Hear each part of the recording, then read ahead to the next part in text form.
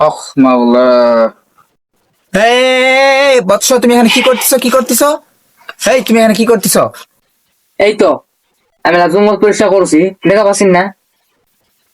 এই তুমি যেগুলো কাটতেছো, তুমি কি জানো এগুলো কত উপকার আমাদের? আমি সমাধান বাবা, সব বিষয় নিয়ে আমি সমাধান দিয়ে থাকি। তো আজকে তুমি যে এগুলো করতেছো, তুমি কি জানো তুমি কত ক্ষতি করতেছো আমাদের সমাজের? তুমি কি জানো অ্যান্টি অক্সিডেন্ট উপাদান রয়েছে এগুলোর মধ্যে?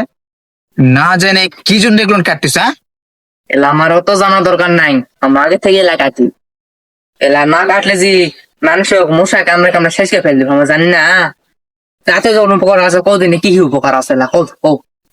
আরে তুমি তো জানো না, তোমার যখন হাত কেটে যায়, পা কেটে যায়, ব্যথা হয়, তুমি কি জানো এই গাছের পাতার রস কত উপকার হবে?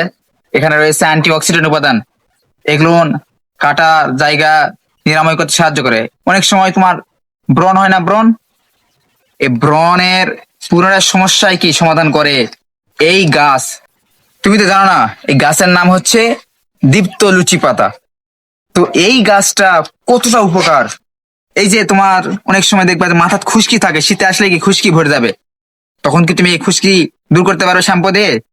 এই গাছের পাতার রস যদি তুমি মাথায় ব্যবহার করো, তাইলে তোমার খুশকিও দূর হয়ে যাবে। আর এই গাছের পাতা যদি তুমি তেল হিসাবে ব্যবহার করো, মাথার চুল পড়া বন্ধ হয়ে যাবে। আমি সমাধান বাবা বলতেছি বৎস, ভালো করে শুনে নাও। আর কখনো এগুলো কাটবে না, সবাইকে জানাই দিবে। এই তোমরা যারা ভিডিও দেখতেছে, তোমরাও বলতেছি, এগুলো গাছ কিন্তু অনেক উপকার। এটার নাম হচ্ছে দীপ্তলুচি পাতা। ভালো, এই দীপ্তলুচি পাতা কিন্তু তোমাদের অনেক অনেক উপকারে আসবে।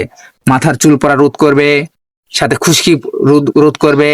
বিভিন্ন ধরনের ব্রণ থাকলে ব্রণ একদম নিরাময় করে তুলবে।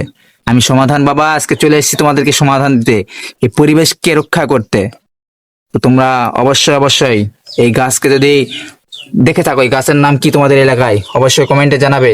আর ভিডিওটি ভালো লাগলে বেশি শেয়ার করবে। ও আচ্ছা, ঠিক আছে। আর তো কাটা হবে না, না? তাহলে আমি বাইক যাবো। হ্যাঁ, তোমার ঠকাইতে